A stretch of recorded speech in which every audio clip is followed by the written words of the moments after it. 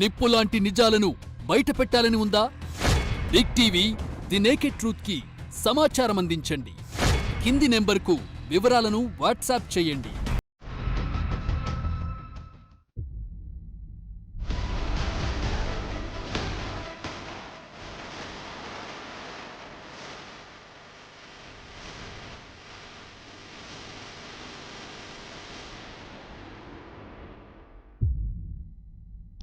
Welcome to the naked truth. సంచలన విషయాలను మీ ముందుకు తెస్తున్న Big TV the naked truth ఈసారి హైదరాబాద్ నడిబొడ్డున జరిగిన ఓ అరాచకాన్ని మీ ముందుకు తెచ్చింది. అధికారం చేతిలో ఉంటే ఏం చేయొచ్చు? సామాన్యుడు కట్టుకున్న కలల సౌధాలను కాలితో నలిపేయొచ్చు. పైసా పైసా కూడబెట్టి కొనుక్కున్న భూములను లిటిగేషన్లోకి నెట్టేసి కారు చౌకగా తన్నుకుపోవచ్చు. ఇప్పుడు మీరు చూడబోయేది ప్రైమ్ లొకేషన్ ఫినాన్షియల్ డిస్ట్రిక్ట్లో జరిగిన భూదోపిడీ కథ.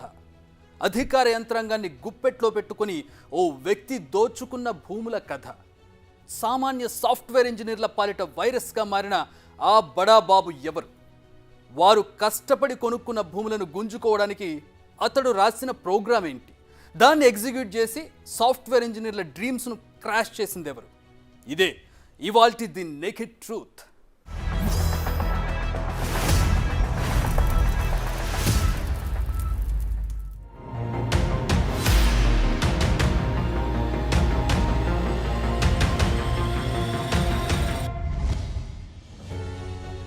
హెలీప్యాడ్, ఖరీదైన లొకేషన్లో లగ్జూరియస్ హెలీప్యాడ్. అటువైపు అమెరికన్ కాన్సులేట్, ఇటువైపు మైక్రోసాఫ్ట్. చుట్టూ హై క్లాస్ అపార్ట్మెంట్స్. డైరెక్ట్ పాయింట్లోకి వచ్చేస్తే ఇక్కడున్న 8 ఎకరాలకు పైగా ల్యాండ్ ప్రస్తుతం బోయినపల్లి శ్రీనివాసరావు పేరిట ఉంది. దీన్ని ఆయన హైదరాబాద్ ఎయిర్లైన్స్ కు లీజ్కిచ్చారు. ఆ కంపెనీ కూడా బోయినపల్లి శ్రీనివాసరావు.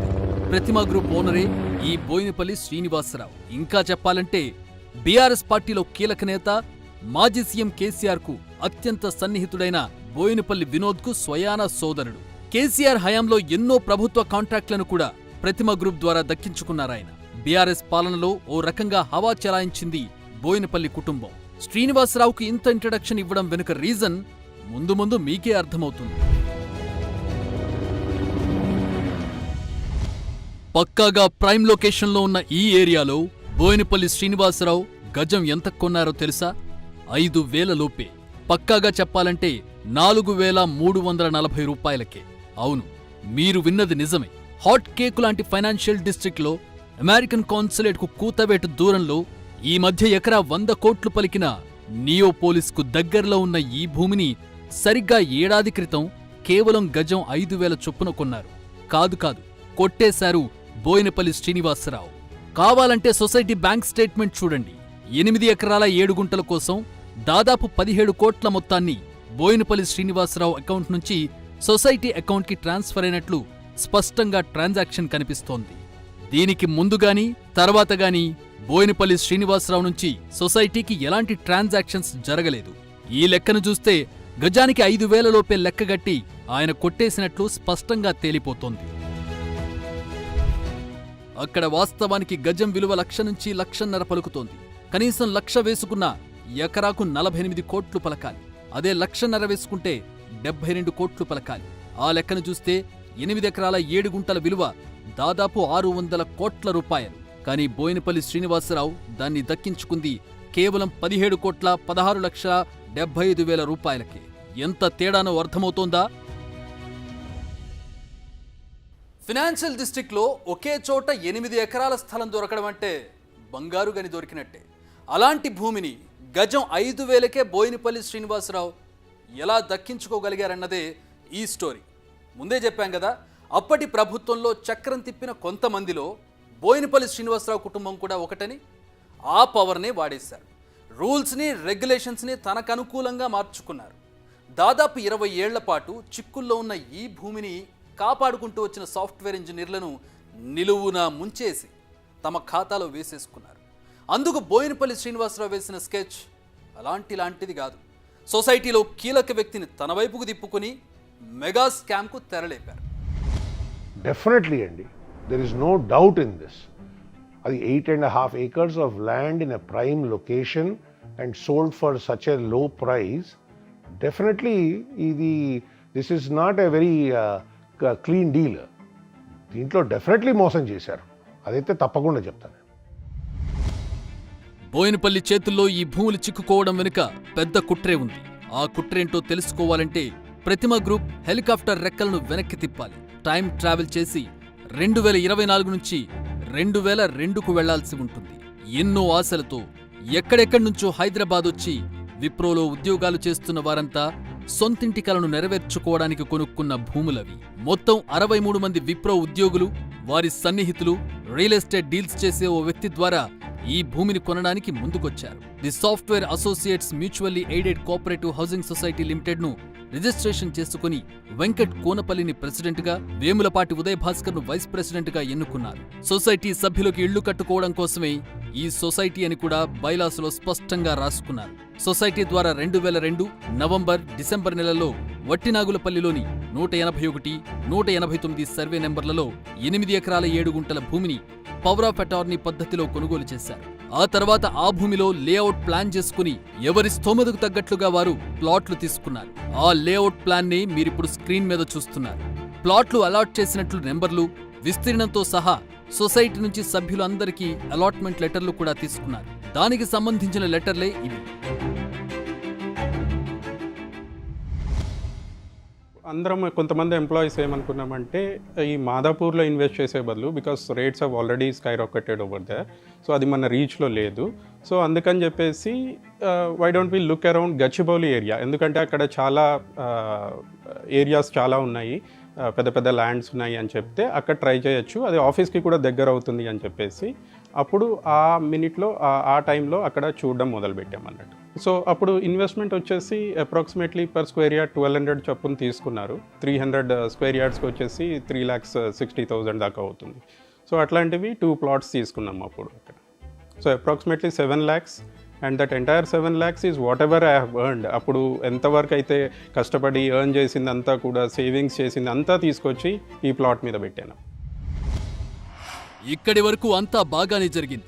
సొంతింటి కల నెరవేరుతోందన్న ఆశలో ఉన్న వాళ్ళందరికీ ఆ తర్వాతే పిడుగులాంటి వార్త తెలిసింది. ప్లాట్ అలాట్మెంట్ కోసం గీసుకున్న లేఅవుట్ ప్లాన్ కు అనుమతులు తెచ్చుకోవడానికి హెచ్ఎండిఏకు వెళదామనుకున్న సమయంలో ఆ భూములు 111 జీవో పరిధిలో ఉన్నాయన్న సంగతి తెలిసింది.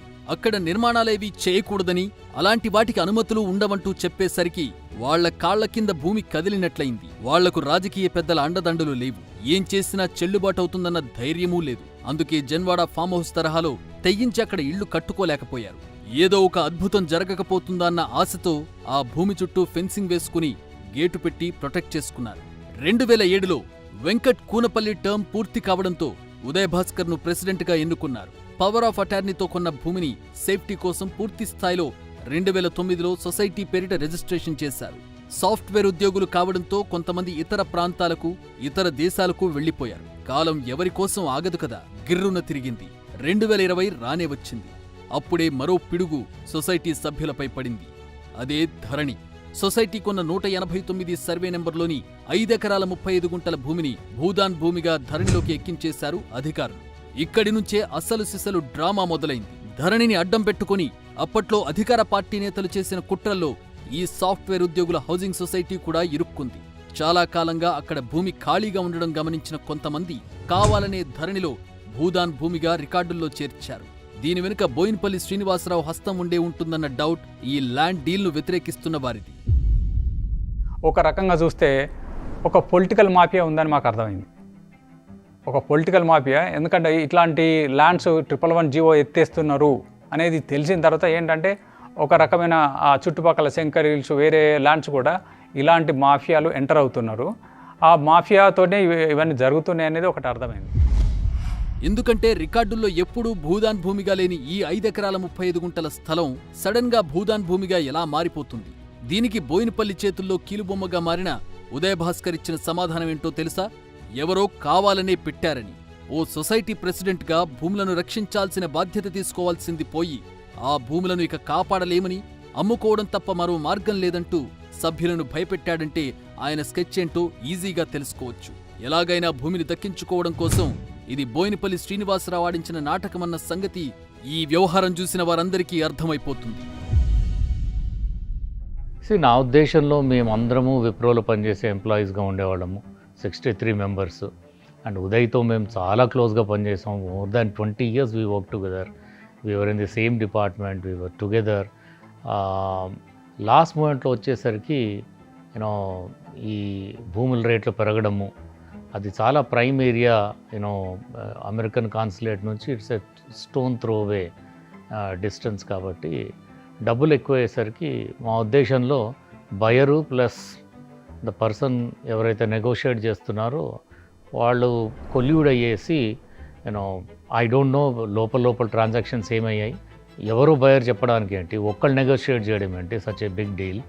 You can take at least the management committees, president, secretary and another couple of them వెళ్ళేసి నెగోషియేట్ చేయాలి. కాలేదు.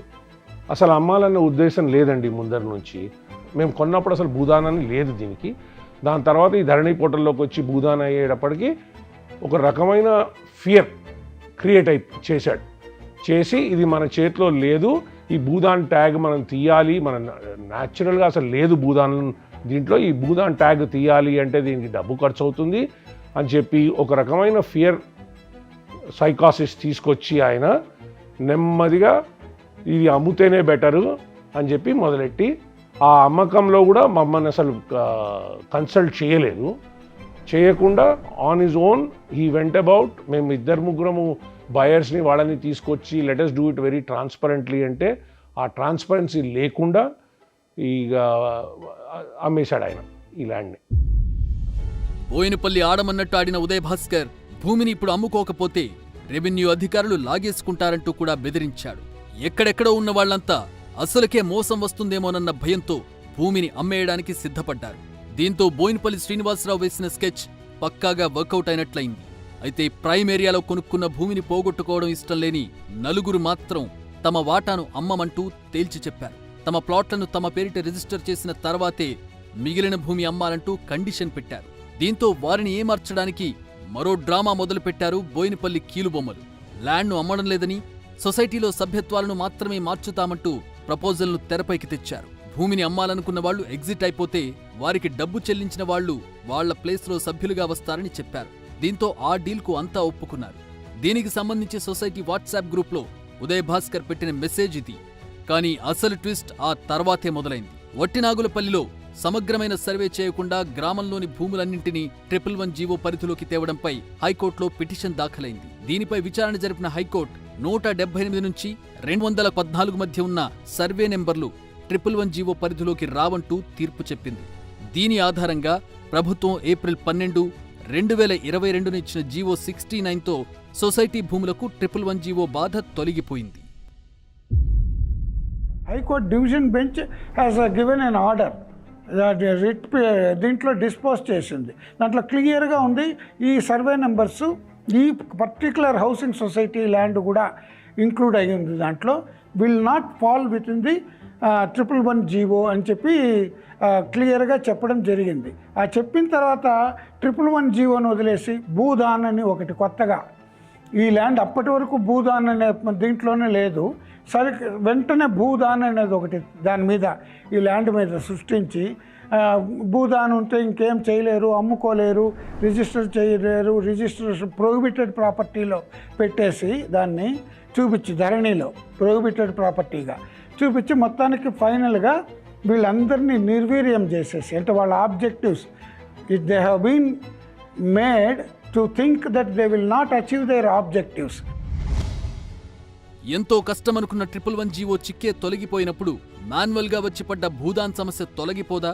ఈ డౌటే చాలా మంది సభ్యులకొచ్చింది. దీనిపై సొసైటీ సభ్యులు నిలదీయడంతో బోయినపల్లి కీలుబొమ్మ ఉదయ్ భాస్కర్కు ఊపిరాడలేదు. ధరణిలో నుంచి భూదాన్ పదం తొలగించలేమని, 2-3 కోట్లు ఖర్చు పెట్టాల్సి రావచ్చని, అయినా ఫలితం ఉండకపోవచ్చంటూ సభ్యులను బెదిరించాడు. అమ్ముకోవడం తప్ప మన ముందు మరో మార్గం లేదంటూ చాలా తెలివిగా సభ్యులకు బ్రెయిన్ వాష్ చేసేశాడు. తెలంగాణ స్టేట్స్లో పెద్ద పెద్ద పొలిటీషియన్స్, బిగ్ విగ్స్ ఇన్వాల్వ్ అయి ఉన్నారు దీంట్లో. వాళ్ళు ఒకసారి వచ్చేస్తే మీకు వచ్చే డబ్బులు కూడా రావు, మీకు ఎంత డబ్బు వస్తుందో అది తీసుకొని వెళ్ళిపోండి అని భయపెట్టించేసరికి ఆల్మోస్ట్ చాలామంది భయపడి ఈ డబ్బులు కూడా రావేమో అని తీసుకున్నారు.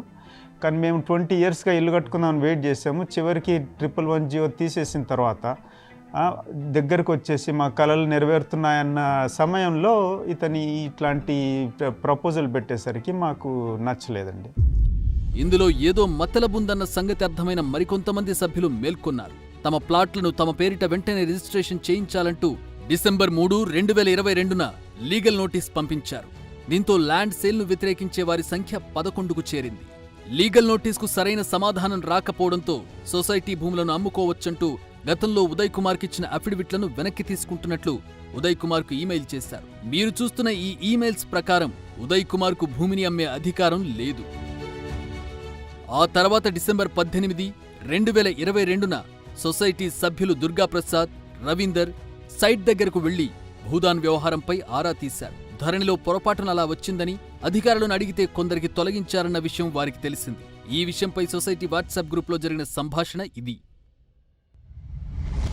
సో నేను మా ఫ్రెండ్ దుర్గాప్రసాద్ మీ ఇద్దరం వెళ్ళాము ఆ లొకేషన్కి వెళ్ళిన తర్వాత ఏమైందంటే ఇలా భూదాన్ ట్యాగ్ ఉంది అని చెప్పారు. అయితే మేము ఈ క్రమంలో మేము ఏం చేసామంటే వేరే ఆ పక్క సైట్ల వాళ్ళని ప్లస్ అటు పోలీస్ ల్యాండ్ వాళ్ళని ఎంక్వైరీ చేసినప్పుడు ఏమైందనంటే సో భూదాన్ ట్యాగ్ అనే ల్యాండ్ వేరే డిఫరెంట్గా ఉన్నది, ఇది మన ల్యాండ్లోకి రాదు అనేది ఒకటి తెలిసింది. కాకపోతే ఏంటంటే వీళ్ళు కావాలని ట్యాగ్ చేసినని మాకు అప్పుడు అర్థమైంది. సో పక్క వాళ్ళని కూడా ఎంక్వైరీ చేసినప్పుడు వాళ్ళకు కూడా ఏంటంటే వాళ్ళ ల్యాండ్కు లేదు, ఆల్ ఆఫ్ సడన్గా వచ్చి ఈ ల్యాండ్కి ఎందుకు వచ్చింది అనేది మాకు ఒక డౌట్ వచ్చింది. అది ఓ అప్లికేషన్ పెట్టుకుని భూదాన్ ట్యాగ్ తొలగించే అవకాశం ఉన్నప్పటికీ సొసైటీ ల్యాండ్ను అమ్మేయడానికి ఎందుకు ప్రయత్నిస్తున్నారన్నది సొసైటీ సభ్యులకు అర్థం కాలేదు. ఉదయ్ భాస్కర్ వెనుక చక్రం తిప్పుతోంది బోయినపల్లి శ్రీనివాసరావు అన్న సంగతి వారికి అప్పటికి తెలియలేదు. కానీ తెర వెనుక ఉండి నడిపించింది బోయినపల్లి శ్రీనివాసరావు అనడానికి పక్కాగా ఓ ఆధారం ఉంది. అదే సొసైటీ బ్యాంక్ అకౌంట్ స్టేట్మెంట్. ఈ స్టేట్మెంట్ను జాగ్రత్తగా చూడండి. సెప్టెంబర్ 8, 2022 నాడు సొసైటీ అకౌంట్లో చెక్ ద్వారా 10 లక్షలు డిపాజిట్ అయ్యాయి. దీన్ని డిపాజిట్ చేసింది ఏబీవీఎస్ ప్రకాష్ రావు. ఈయన డబ్బులు ఇవ్వడమే ఈ కేసులో హైలైట్. ఎందుకంటే ఈ ఏబీవీఎస్ ప్రకాష్ రావు బోయినపల్లి శ్రీనివాసరావుకు రైట్ హ్యాండ్. ఆయన కంపెనీలో కీలక వ్యవహారాలన్నీ చక్కబెట్టేది ఈయనే. బోయినపల్లి పేరు బయటకు రాకుండా ఉండడానికే సొసైటీకి ఏబీవీఎస్ ప్రకాష్ రావు ద్వారా అడ్వాన్స్ ఇప్పించారు. మొత్తం డీల్ అయిపోయాక జనవరి 25, 2023న ఆ డబ్బులను తిరిగి ఏబీవీఎస్ ప్రకాష్ రావుకు ట్రాన్స్ఫర్ చేసేశారు. ఒకవేళ నిజంగానే ఏబీవీఎస్ ప్రకాష్ రావు భూమిని కొనాలనుకుని అడ్వాన్స్ ఇచ్చి ఉంటే అతనికి ఎందుకు అమ్మలేదు? అసలు అడ్వాన్స్ కూడా ఇవ్వని బోయినపల్లి శ్రీనివాసరావుకు భూమిని ఎందుకు రిజిస్ట్రేషన్ చేశారు? ఈ విషయాన్ని కాసేపు పక్కన పెట్టి స్టోరీలో కాస్త వెనక్కు వెళదాం. సొసైటీ భూములు అమ్మకం వెనుక ఏదో గూడుపుఠాణీ జరుగుతోందన్న అనుమానం అప్పటికే 11 మంది సొసైటీ సభ్యులకు బలపడింది. ఇక చూస్తూ ఊరుకుంటే లాభం లేదని డిసెంబర్ 31, 2022న కోఆపరేటివ్ సొసైటీస్ రిజిస్ట్రార్ ఐఏఎస్ అధికారి రఘునందన్ రావును కలిశారు. సొసైటీలో జరుగుతున్న అక్రమాలన్నింటినీ వివరించారు. వెంటనే స్పందించిన రఘునందన్ రావు దీనిపై సమగ్ర విచారణకు ఆదేశించారు. ఆ ఆర్డర్ కాపీనే ఇప్పుడు మీరు స్క్రీన్పై చూస్తున్నారు.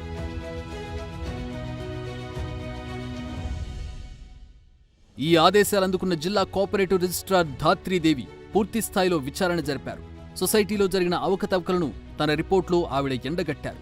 ఆవిడ రిపోర్ట్ ప్రకారం సొసైటీకి ఎన్నికలు నిర్వహించలేదు కాబట్టి ఉదయ్ కుమార్కు ప్రెసిడెంట్గా ఉండే అర్హత లేదు. ఆ హోదాలో ఆయన సొసైటీ భూమిని అమ్మే అధికారమూ లేదు. బైలాస్ ప్రకారం సభ్యులకు ప్లాట్లు, ఇళ్లను ఇచ్చే బాధ్యత సొసైటీది తప్ప స్థలాన్ని అమ్ముకునే నిబంధన ఏదీ లేదు కాబట్టి స్థలాన్ని అమ్మడం బైలాస్కు విరుద్ధమని తేల్చారు.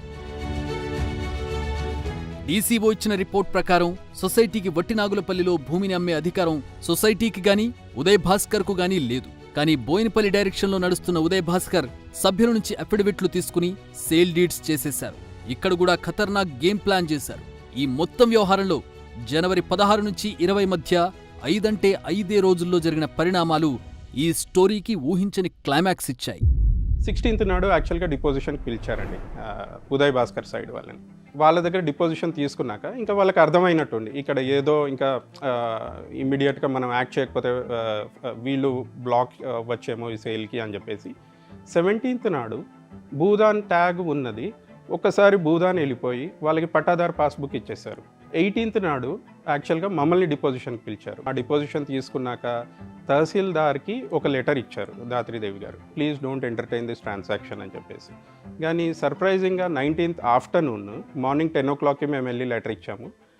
ఆఫ్టర్నూన్ 1 o'clock కల్లా రిజిస్టర్ అయిపోయింది. రిజిస్ట్రేషన్ చేయొద్దంటూ డీసీఓ నుంచి ఆదేశాలందిన సొసైటీ భూములను బోయినపల్లి శ్రీనివాసరావుకు రిజిస్ట్రేషన్ చేసినట్లుగా జనవరి 18 సాయంత్రం 6:07 ఒక డాక్యుమెంట్, 6:21 రెండో డాక్యుమెంట్ ధరణి పోర్టల్లోకి అప్లోడ్ అయ్యాయి. డీసీఓ ఆదేశాలను తీసుకుని జనవరి 19 ఉదయం సొసైటీ సభ్యులు తహసీల్దార్ ఆఫీసుకు వెళ్లినా ఎవరూ పట్టించుకోలేదు. కానీ అదే రోజు మధ్యాహ్నం రిజిస్ట్రేషన్ పూర్తయినట్లు స్టాంపు కూడా పడిపోయింది. సొసైటీ భూములు బోయినపల్లి శ్రీనివాసరావు చేతుల్లోకి వెళ్లిపోయాయి. ఆ వెంటనే సొసైటీ అకౌంట్లోకి శ్రీనివాసరావు అకౌంట్ నుంచి డబ్బులు ట్రాన్స్ఫర్ అయిపోయాయి. ఆ తర్వాతి రోజు అంటే జనవరి 20న సొసైటీ సభ్యుల అకౌంట్లలో గజానికి 5,000 చొప్పున డిపాజిట్ చేసేశారు. చివరకు ల్యాండ్ డీల్ను వ్యతిరేకించిన వారి అకౌంట్లలోనూ ఈ డబ్బులు వేసి చేతులు దులిపేసుకున్నారు. అసలు భూదాన్ ట్యాగ్ను ఏ రిపోర్ట్ ఆధారంగా తొలగించారు? ఒక్క రోజులోనే పట్టాదార్ పాస్బుక్ ఎలా వచ్చేసింది? సొసైటీ భూములు రిజిస్ట్రేషన్ చేయొద్దంటూ ఆర్డర్ ఉన్నా రిజిస్ట్రేషన్ అయిపోయిందంటే బోయినపల్లి శ్రీనివాసరావు ఏ స్థాయిలో చక్రం తిప్పారో ఎవరికైనా అర్థమైపోతుంది. ఏ స్థాయిలో ఒత్తిడి రాకపోతే గండిపేట తహసీల్దార్ ఈ భూమిని రిజిస్ట్రేషన్ చేస్తారు. క్లియర్గా కనపడింది నాకేంటంటే ఈ society itself was formed as a housing society. దాని పేరే software mutually aided cooperative housing society. So వీళ్ళు 2002లో ఆ ల్యాండ్ను కొన్నప్పుడే that land was purchased and treated as non-agricultural land. When that was treated as non-agricultural land belonging to a cooperative society for the very purpose of laying plots వేయాలి, layout చేయాలి అనే ముఖ్యోద్దేశంతో ఆ society ల్యాండ్ను కొంటే దాన్ని నా అగ్రికల్చరల్ ల్యాండ్ కింద తహసీల్దార్ ఎలా registration చేశారో నాకు అర్థం కాలేదు. ఈ మొత్తం వ్యవహారాన్ని ఒక్కసారి షార్ట్గా చూస్తే జనవరి 16న డీసీఓ ముందు విచారణకు ఉదయ్ భాస్కర్ హాజరయ్యారు. జనవరి 17న రికార్డులో నుంచి భూదాన్ పదం తొలగించి సొసైటీకి పట్టా పాస్బుక్ ఇచ్చేశారు. జనవరి 18న సొసైటీ భూములను రిజిస్ట్రేషన్ చేయొద్దంటూ తహసీల్దార్కు డీసీఓ నోటీస్ పంపించారు. జనవరి 19న బోయినపల్లి శ్రీనివాసరావు పేరిట సొసైటీ భూములను తహసీల్దార్ రిజిస్ట్రేషన్ చేసేశాడు. జనవరి 20న సొసైటీ సభ్యుల అకౌంట్లలోకి గజం 5,000 చొప్పున డబ్బులు డిపాజిట్ అయిపోయాయి. అధికారం చేతుల్లో ఉంటే ఎంత అడ్డగోలుగా పనులు చేసుకోవచ్చనడానికి ఈ 5 రోజుల్లో జరిగిన సంఘటనలే నిదర్శనం. 2 ఏళ్ల పాటు సొసైటీని పీడించిన ధరణిలో భూదాన్ సమస్య బోయినపల్లి శ్రీనివాసరావు తలుచుకోగానే ఒక్క రాత్రిలో మారిపోయింది. అసలు సొసైటీ భూములను అమ్ముకోవాలనుకున్నదే భూదాన్ సమస్య రావడం వల్ల. అదే లేనప్పుడు అమ్ముకోవాల్సిన అవసరమే ఉండదు. అంతవరకు మా ప్రెసిడెంటే మోసగాడు అని మేము నిర్ణయించుకున్నాము. దాని తర్వాత తెలిసింది ఏంటంటే రిజిస్ట్రేషన్ అయిపోయింది కదా 19 జనవరిలో. ధరణిలో క్లియర్గా పేరు తెలుస్తూ ఉంది. బోయినపల్లి శ్రీనివాసరావు కరెంట్ ఓనర్ అని చెప్పేసి ధరణిలో చూపిస్తూ ఉంది. అది రిజిస్ట్రేషన్ కాకముందు ఇట్లా అవుతుంది అని తెలిసి గండిపేట తహసీల్ ఆఫీస్కి వెళ్ళేసి కూడా రిక్వెస్ట్ చేసుకున్నాం తహసీల్దార్ని. అతను ఒప్పుకోలేదు. కోఇన్సిడెంట్లీ ఇతను బోయినపల్లి శ్రీనివాసరావు అదే ఆఫీస్లో ఉన్నాడు. అతను కొనుగోలుదారని మాకు అప్పటికి తెలియదు. ఆయనతో కూడా 10 నిమిషాలు మాట్లాడాం. అతను ఎవరో తెలియక మాట్లాడాం. అది అయిన గంట తర్వాత మొత్తం ప్రాసెస్ కంప్లీట్ చేసేసారండి. అంటే కావాలనే ధరణిలో భూదాన్ భూమిగా చూపించి సొసైటీ సభ్యులను బెదిరించి బోయినపల్లి శ్రీనివాసరావు ఈ భూములను లాక్కున్నారా? 600 కోట్ల విలువైన భూమిని కారు చౌకగా 17 కోట్లకే కొట్టేశారా? అసలు సొసైటీ భూములు భూదాన్ భూములుగా రికార్డుల్లో చేర్చిందెవరు? వాటిని తొలగించకుండా చివరిదాకా అడ్డుపడిందెవరు? బోయినపల్లి శ్రీనివాసరావు కొనగానే రికార్డుల నుంచి భూదాన్ అన్న పదం ఎలా మాయమైంది? భూదాన్ ట్యాగ్ రాత్రికి రాత్రి తొలగిపోయే అవకాశం ఉన్నప్పుడు 600 కోట్ల విలువైన భూమిని 17 కోట్లకే శ్రీనివాసరావుకు ఉదయ్ భాస్కర్ ఎందుకు అమ్మేశారు? అలా అమ్మేసినందుకు ఎక్స్ట్రాగా ఏమైనా ఉదయ్ భాస్కర్కి అందాయా? అందుకే సొసైటీ సభ్యులను బెదిరించి భయపెట్టి ఈ ల్యాండ్ అమ్మేశారా? కేవలం సొసైటీలో మెంబర్లు మాత్రమే మారతారని భూమి మొత్తాన్ని అమ్మడం లేదంటూ చెప్పిన ఉదయ్ భాస్కర్ మొత్తం భూమిని ఎలా అమ్మేశాడు? అసలు భూమిని అమ్మే అధికారమే లేని ఉదయ్ భాస్కర్ సంతకాన్ని గండిపేట తహసీల్దార్ ఎలా ఆమోదిస్తాడు? డీసీఓ నుంచి స్పష్టమైన ఆదేశాలు వచ్చినా గండిపేట తహసీల్దార్ ఎందుకు రిజిస్ట్రేషన్ చేశారు? ఈ ప్రశ్నలన్నిటికీ ఇప్పుడు సమాధానం కావాలి.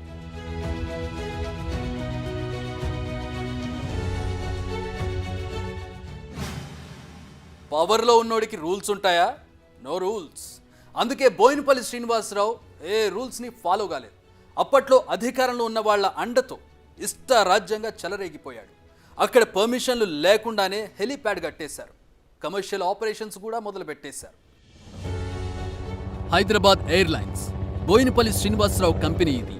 వివాదాస్పద భూముల్లో హెలీప్యాడ్ కట్టి తన సంస్థకే లీజుకిచ్చారు బోయినపల్లి శ్రీనివాసరావు.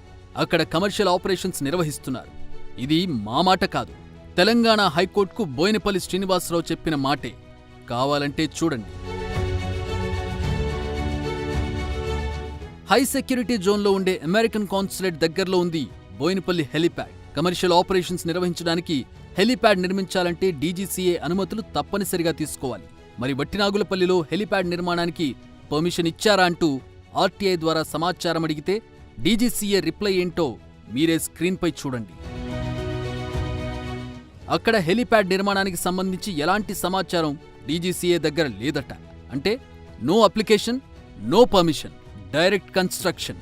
ఎందుకంటే ఇక్కడ ఉన్నది బోయినపల్లి. పోనీ స్టేట్ లెవెల్లో పర్సనల్ హెలీప్యాడ్ ఏర్పాటు చేసుకోవాలంటే R&B పర్మిషన్ అడగాలి. అది చేయలేదు. ఎందుకంటే అధికారంలో ఉన్నది తమ పార్టీనే.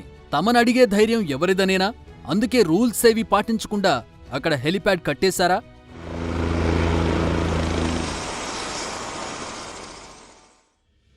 అంత హడావిడిగా ఇక్కడ హెలీప్యాడ్ కట్టడానికి కారణమేంటో తెలుసా? బోయినపల్లి శ్రీనివాసరావు సొంతగా హెలికాప్టర్ కొనుక్కోవడం. దాదాపు 45 కోట్లు ఖర్చు పెట్టి డిసెంబర్ 2022లోనే హెలికాప్టర్ కొనుక్కున్నారాయన. దాన్ని యాదగిరిగుట్ట తీసుకెళ్లి మరీ ప్రత్యేక పూజలు చేయించారు. అప్పట్లో ఆ హెలికాప్టర్కు పూజలు చేయించిన న్యూస్ ఫుల్గా వైరల్ అయింది. ఓ రకంగా చెప్పాలంటే వట్టినాగులపల్లిలో భూమి తన చేతుల్లో చిక్కుకుందని పక్కాగా తెలిసాకే ఆయన హెలికాప్టర్ కొన్నారన్న అనుమానాలు కూడా ఉన్నాయి. ఈ మొత్తం వ్యవహారంలో ఏదో తేడా ఉందన్న విషయం ఆ పూజల సమయంలో ఆయన చేతిలో ఉన్న గుమ్మడికాయకు కూడా తెలిసినట్టుంది. అందుకే ఈ పాపం నాకొద్దంటూ కొట్టగానే పగలకుండా పక్కకెగిరిపోయింది.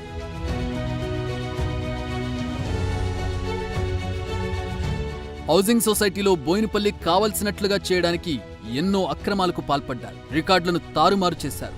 అధికారులను మాయ చేయడానికి ఏకంగా చనిపోయిన సొసైటీ సభ్యులు కూడా ఏజీఎంకు హాజరైనట్లు చూపించారు. కావాలంటే ఈ లలితవల్లి సంతకం చూడండి. నవంబర్ 2007, 2008, 2009 చివరకు 2021లో కూడా జనరల్ బాడీ మీటింగ్కు హాజరైనట్లు ఆమె ఆడిట్ రిపోర్ట్ను ఆమోదిస్తూ సంతకం చేసినట్లు చూపించారు.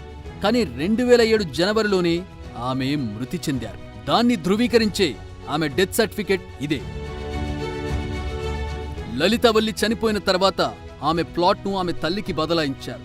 బోయినపల్లి ఆడించిన గేమ్తో ప్లాట్ మొత్తానికే పోతుందన్న భయంతో ఆమె దాన్ని అమ్మేశారు. కానీ మొదట్లో ఉన్న రికార్డు ప్రకారం సంతకాలను ఫోర్జరీ చేసిన బోయినపల్లి ముఠా లలితవల్లి చనిపోయిందన్న విషయాన్ని గుర్తుంచుకోలేదు. సొసైటీలో ఎంత అడ్డగోలుగా వ్యవహరించారో అర్థం చేసుకోవడానికి ఈ ఒక్క ఎగ్జాంపుల్ చాలు. 111 జీవో ముప్పు తొలగిపోయినా ధరణి బూచిని చూపించి ఆ స్థలాన్ని కొట్టేశారు బోయినపల్లి శ్రీనివాసరావు. పైకి అంతా చట్టబద్ధంగానే జరిగిందని చూపించినా దాని వెనుక ఉన్న బొక్కలే ఇవన్నీ.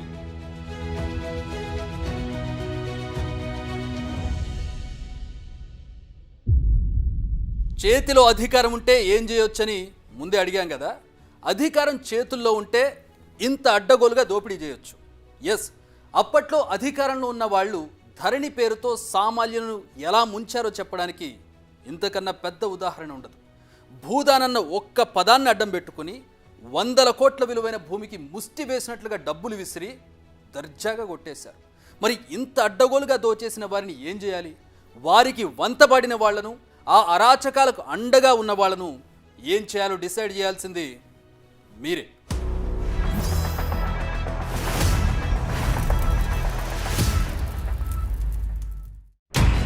నిప్పు లాంటి నిజాలను బయట పెట్టాలని ఉందా? Big TV the naked truth కి సమాచారం అందించండి. కింది నెంబర్కు వివరాలను వాట్సాప్ చేయండి.